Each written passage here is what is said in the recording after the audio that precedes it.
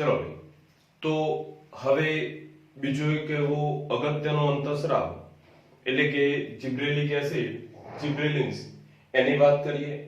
એની અસરો શું છે એને થોડીક સમજીએ. ખૂબ અગત્યનો અંતઃસ્રાવ છે.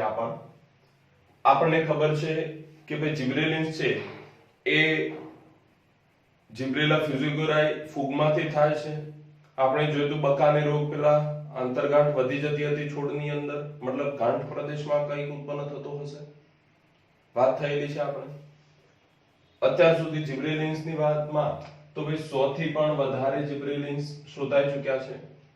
સૌથી પહેલા J3 શોધાયો તો માટે સૌથી સામાન્ય છે, કોમન છે, જેને આપણે જિબ્રેલિક એસિડ તરીકે પણ ઓળખીએ છીએ.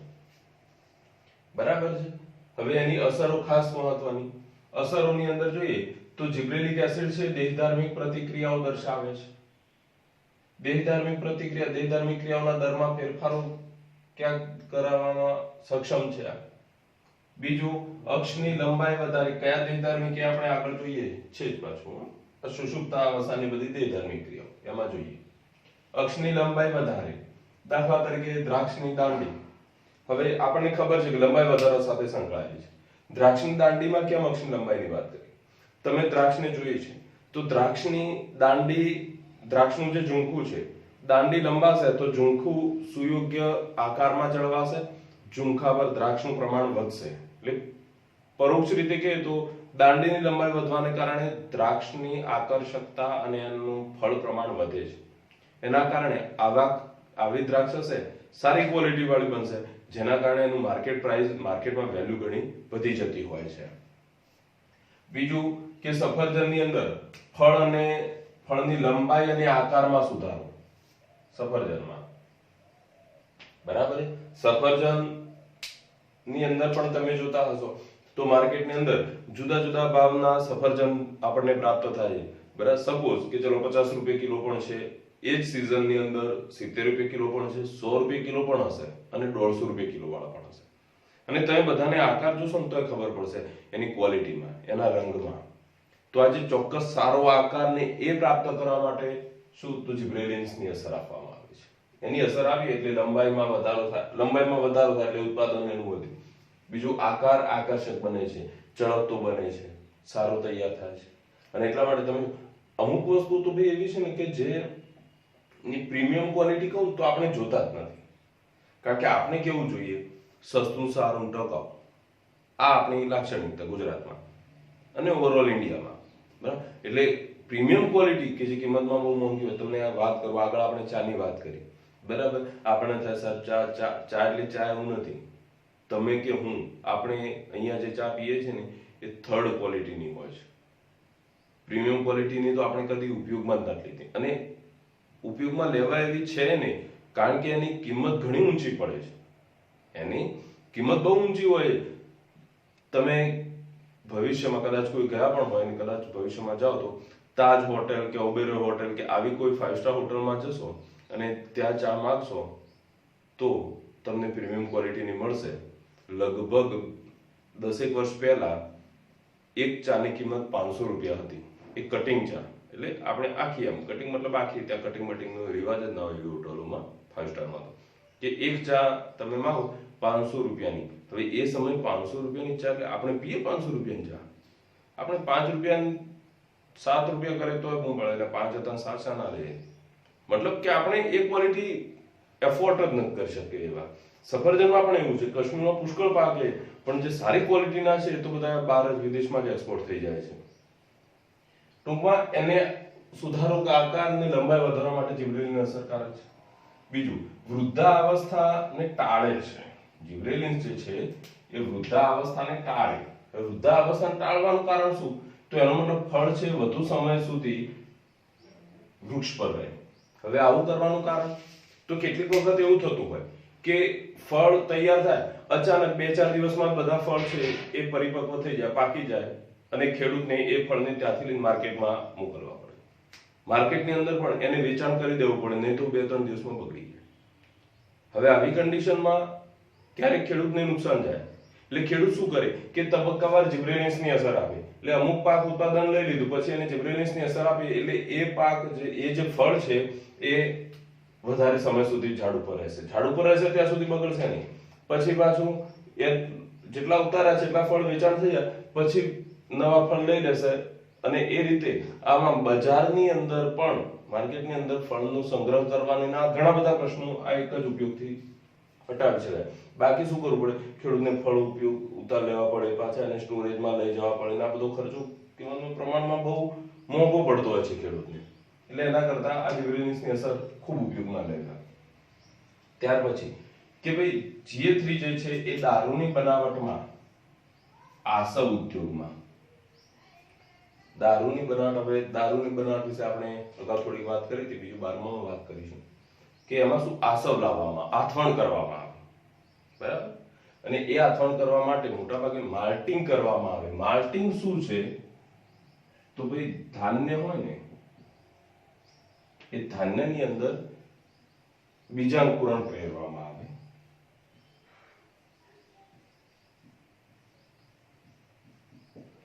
ધાન્યમાં બીજાંકુરણ થાય એટલે શું થાય તો અજારક શ્વસન,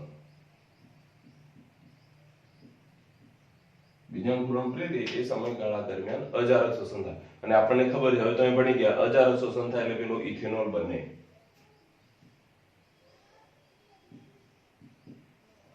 એટલે શું બને, ઇથેનોલ, અને આ ઇથેનોલ છે એ તો દારૂ તરીકે ઉપયોગમાં લેવાય છે, આલ્કોહોલ છે.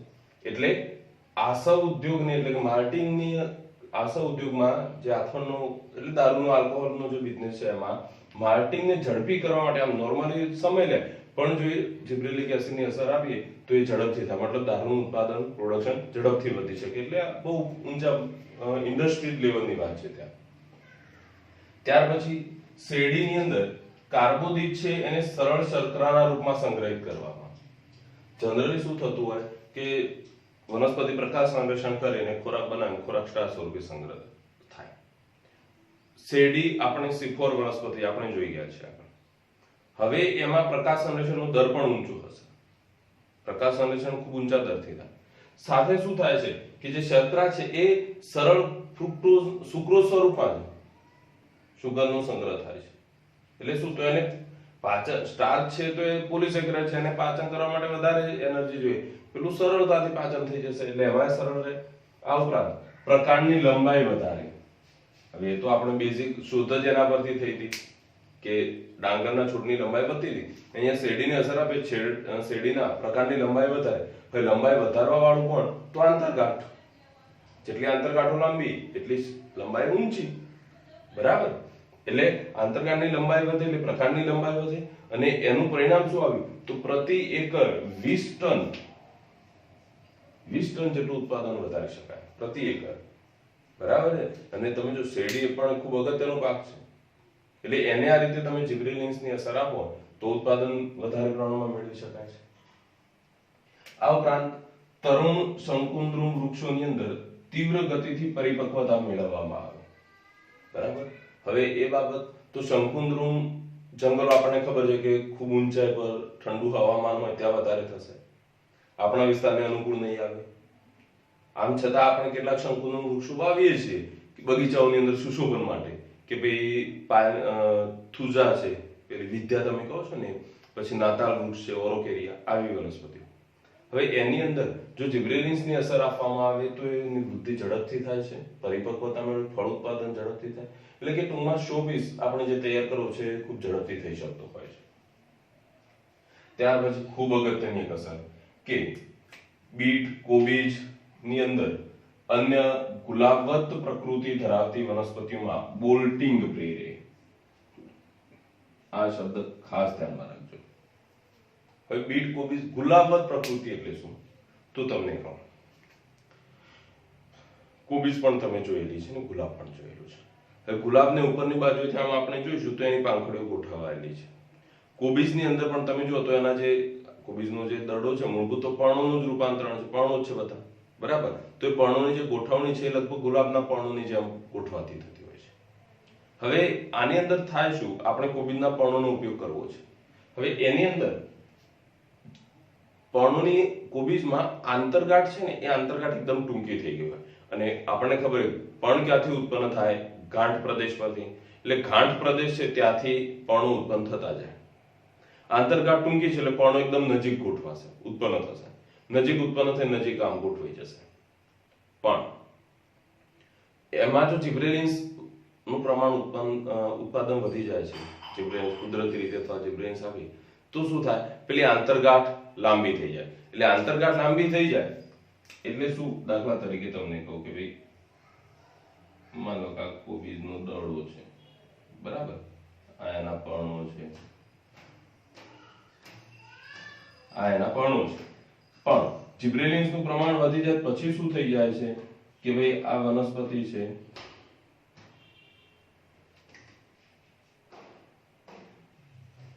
એના પર્ણો આંતરગાંઠ વધી ગઈ, આંતરગાંઠ લાંબી થઈ ગઈ, આંતરગાંઠ લાંબી થઈ ગઈ એટલે પર્ણો શું થઈ ગયા, છૂટા છૂટા ઉત્પન્ન થઈ ગયા. આમ સમૂહમાં ભેગા ઉત્પન્ન થતા હતા તો દડો બનતો હતો, આકર્ષક બનતો હતો, કિંમત આપણને માર્કેટમાં પ્રાઇસ આની મળે છે. વસ્તુ એની જ છે પણ આંતરગાંઠ લાંબી થઈ ગઈ એટલે પર્ણો શું થઈ ગયા, છૂટા થઈ ગયા. હવે એક એક પર્ણને કાપીને જો વેચવા જઈએ તો પર્ણનો આપણને કોઈ ભાવ આપશે ખેડૂતને? નહીં મળે, ઉત્પાદન નહીં મળે એને, એનો કોઈ વેલ્યુ નથી માર્કેટમાં, બરાબર. પેલી શાકવાળી પણ પર્ણો તોડીને આપી લઈ નથી લેતા. એટલે આ એક ખેડૂત માટે નુકસાનકારક ઘટના છે. એવું બીજું ફુલેવર,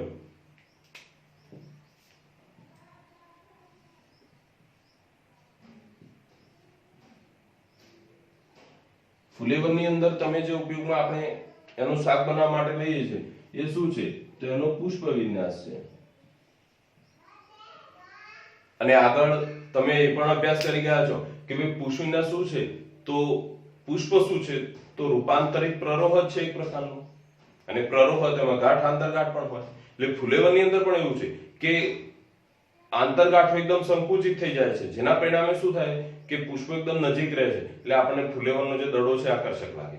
પણ એની અંદર પણ સેમ આવું થઈ જાય કે જિબ્રેલિન્સ વધારે ઉત્પન્ન થઈ જાય તો ફુલેવરનું કદ છે, જે પુષ્પવિન્યાસ છે એ આ રીતે ફેલાઈ જશે, દાંડી ઉત્પન્ન થઈ જાય તો પછી એનું માર્કેટમાં પ્રાઇસ મળે નહીં. એટલે આ બોલ્ટિંગ અસર છે. બોલ્ટિંગ ઇફેક્ટ શું કે ભાઈ આંતરગાંઠો એકદમ ટૂંકી રહે, જેના પરિણામે પુષ્પો, ફુલેવર છે તેમાં પુષ્પ, કોબીજ છે તેમાં ફળ, બરાબર, એનો દેખાવ આકર્ષક, ગુલાબ જેવો ઉપરથી જોઈએ ને આમ તો ગુલાબ જેવું દેખાય, એ ગુલાબવત પ્રકૃતિ. પણ બોલ્ટિંગ પ્રેરાય તો પછી એનો યોગ્ય દેખાવ રહેતો નથી, પરિણામે માર્કેટમાં એની વેલ્યુ રહેતી નથી, બરાબર. આટલી બોલ્ટિંગ અસર છે. એટલે આટલી બાબતો જે તમને બુકમાં આપી છે એ મુજબની. હવે બીજા બે ત્રણ શબ્દો છે, ત્રણેક અસરો મેં વધારાની નોંધી છે જે તમે થોડીક ધ્યાન ઉપર લેજો. ખાસ આમ બુકની છે, એનસીઈઆરટી માં છે પણ જુદી રીતે આપી છે અને આગળ આપી છે. પહેલી બાબત, જનીનિક વામનતા દૂર કરે. જનીનિક વામનતા એટલે કે આપણને ખબર છે કે ભાઈ કોઈ પણ સજીવ છે એનો વૃદ્ધિ વિકાસ કેટલો થાય એનું આંતરિક પરિબળ, ને આંતરિક પરિબળ કોના આધારે, જનીનોને આધારે નિયંત્રિત છે. આંતરિક પરિબળ જનીનોથી નિયંત્રિત છે. એટલે હવે જનીન છે, 12માં તમે અભ્યાસ કરશો કે કોઈ પણ લક્ષણ માટે બે પ્રકારના જનીન જવાબદાર હોય. જનીન કોઈ પણ સજીવ માટે જનીન બે છે, એક પ્રભાવી છે અને બીજું પ્રચ્છન્ન છે. હાલ જેટલું કહું ખાલી એટલું ધ્યાનમાં રાખજો, કેવી રીતે શું એ બધું 12માં ભણીશું. કે જનીન કે તો પ્રભાવી હોય કે તો પ્રચ્છન્ન હોય, બે હશે જ, એક પ્રભાવી હશે અને એક પ્રચ્છન્ન હશે.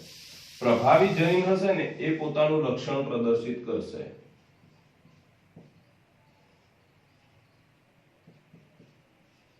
જ્યારે પ્રચ્છન્ન જનીન છે એ લક્ષણ દર્શાવતા નથી. હાજર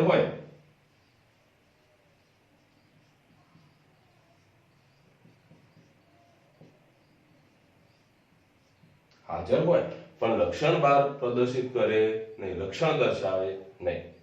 હવે શું થાય કે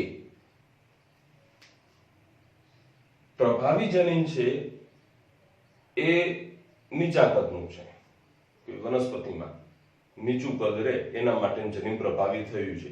પ્રભાવી થયું છે મતલબ વનસ્પતિની લંબાઈ ઓછી રહેશે. પ્રચ્છન્ન જનીન ઊંચાઈ માટેનું જે છે એ પ્રચ્છન્ન છે, એટલે જનીન છે ઊંચાઈ માટેનું પણ એ પ્રભાવી થઈ શક્યું નથી, એટલે વનસ્પતિનો છોડ કેવો રહેશે, નીચો રહેશે, ઊંચો વધશે. જિબ્રેલિન શું કરે? જનીનિક વામનતા દૂર કરે. જો એને જિબ્રેલિન્સની અસર આપવામાં આવે તો જે પ્રચ્છન્ન જનીન કે જે ઊંચાઈ માટેનું હતું એ એક્ટિવ થશે, એ પ્રભાવિત થશે, અને એ પ્રભાવિત થશે તો છોડની લંબાઈ વધારશે. આ ઘટના એટલે જનીનિક વામનતા. શબ્દને ધ્યાનમાં રાખજો. આખી ક્રિયાવિધિ તમે 12મા 5મા ચેપ્ટરમાં જીનેટિક્સમાં અભ્યાસ કરવાનો છે આપણે. બરાબર? એટલે એક આ બાબત. ત્યાર પછી બીજી એક બાબત છે બીજની સુષુપ્તતા.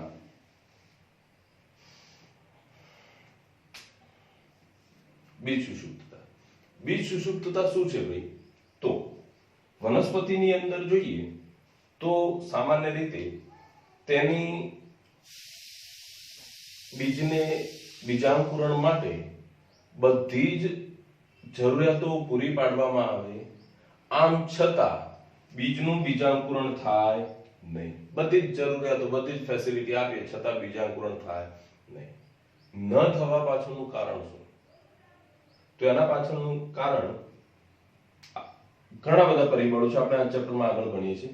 પણ આ સુષુપ્તતાને દૂર કરવી છે તો શું કરવામાં? એમાં જિબ્રેલિન શું કરે છે? તો આપણને ખબર છે કે ભાઈ બીજ છે તો બીજમાં ખોરાકનો સંગ્રહ ક્યાં થયેલો છે? બીજપત્રોમાં, ક્યાં તો ભ્રૂણપોષમાં. બરાબર? એના ભ્રૂણપોષી બીજ, અભ્રૂણપોષી બીજ, મકાઈ ભ્રૂણપોષી, ચણા છે અભ્રૂણપોષી. તમે અભ્યાસ કરી ગયા, જાણો છો. ઓકે, બીજમાં ખોરાકનો સંગ્રહ કયા સ્વરૂપમાં છે? સ્ટાર્ચ.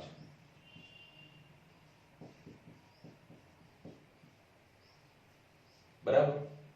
હવે બીજાંકુરણ કરવું છે. બીજાંકુરણ એટલે કે ભ્રૂણનો વૃદ્ધિ વિકાસ.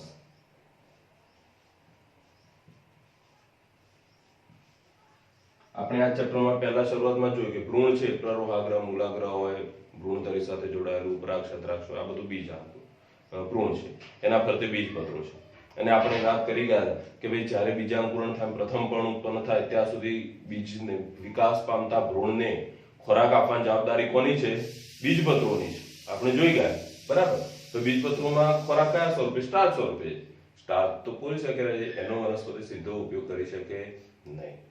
એટલે સ્ટાર્ચને શું કરશે?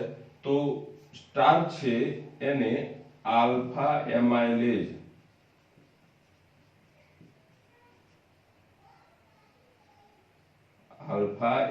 ઉત્સેચક એ સ્ટાર્ચનું રૂપાંતરણ શામાં કરશે? ગ્લુકોઝમાં. બીજમાં સ્ટાર્ચમાં આલ્ફા એમાઇલેજ કામ કરશે અને એનું રૂપાંતરણ ગ્લુકોઝમાં કરશે. અને એની અસર હેઠળ જિબ્રેલિક એસિડનું પ્રમાણ વધે. એની અસર હેઠળ જિબ્રેલિક એસિડનું પ્રમાણ શું થાય? વધે. જિબ્રેલિક એસિડનું પ્રમાણ વધે તો પછી કોષ વિભાજન પ્રેરશે, અને કોષ વિભાજન પ્રેરશે તો ભ્રૂણની વૃદ્ધિ ચાલુ થશે. બરાબર? હવે શું થાય કે બીજો આગળ અંતઃસ્રાવ, આપણે એબ્સિસિક એસિડની અસર વાત કરશું ને ત્યારે એમાં પાછું આવશે. તો બીજ જ્યારે બને ને ત્યારે એમાં શું થાય? તો ABA નું પ્રમાણ ઊંચું હોય. એટલે ABA છે વૃદ્ધિ અવરોધક છે. જ્યાં સુધી ABA કામ કરે છે ત્યાં સુધી ભ્રૂણની વૃદ્ધિ થવા દેશે. ABA નું પ્રમાણ ઊંચું છે ત્યાં સુધી ભ્રૂણની વૃદ્ધિ થશે નહીં. પણ જ્યારે ABA નું પ્રમાણ ઓછું થાય અને જિબ્રેલિક એસિડનું પ્રમાણ વધે ત્યારે જ બીજાંકુરણ શક્ય બને છે. એટલે નોર્મલ કન્ડિશનમાં શું થાય છે કે બીજ છે એમાં બીજ બની જાય એટલે ABA વધારે હોય, એટલે બીજને તરત જ વાવો તો અંકુરણ થાય નહીં. ધીમે ધીમે ABA નું પ્રમાણ ઘટવા લાગે અને GA નું પ્રમાણ વધવા લાગે, જિબ્રેલિક એસિડનું પ્રમાણ વધે. આ વધે પછી બીજાંકુરણ શક્ય બને. અને આ માટેનો જે સમયગાળો લે છે એ સમયગાળો એટલે સુષુપ્તતા. બરાબર? હવે જો તમે બહારથી GA આપી દો છો તો પછી GA નું પ્રમાણ વધશે એટલે બીજ GA મળી ગયું એટલે બીજાંકુરણ ચાલુ થઈ ગયું એટલે સુષુપ્તતા દૂર થઈ ગઈ. એટલે બીજ સુષુપ્તતા દૂર કરવા માટે જિબ્રેલિક એસિડ કામનું છે. આ જ અસર ABA ની અસરમાં પણ આવશે, ધ્યાનમાં રાખજો. ત્યાર પછી બીજી એક બાબત કે જિબ્રેલિક એસિડ છે મૂળની અસર કરતું નથી. કેમ ભાઈ? કારણ કે આપણે વાત કરી કે જિબ્રેલિક એસિડ ક્યાં? ગાંઠમાં ઉત્પન્ન થાય છે અને આંતરગાંઠની લંબાઈ વધારે છે. હવે મૂળમાં તો ગાંઠ કે આંતરગાંઠ એવું વિભેદન થતું નથી હોતું, એટલે ખાસ મૂળને જિબ્રેલિક એસિડ બહુ અસર કરશે નહીં. બરાબર. એટલે જિબ્રેલિક એસિડની આટલી અસરો છે એ ખાસ ધ્યાનમાં રાખજો પરીક્ષાની દ્રષ્ટિએ, થિયરિકલ બાબતમાં અને એમસીક્યુની બાબતમાં પણ.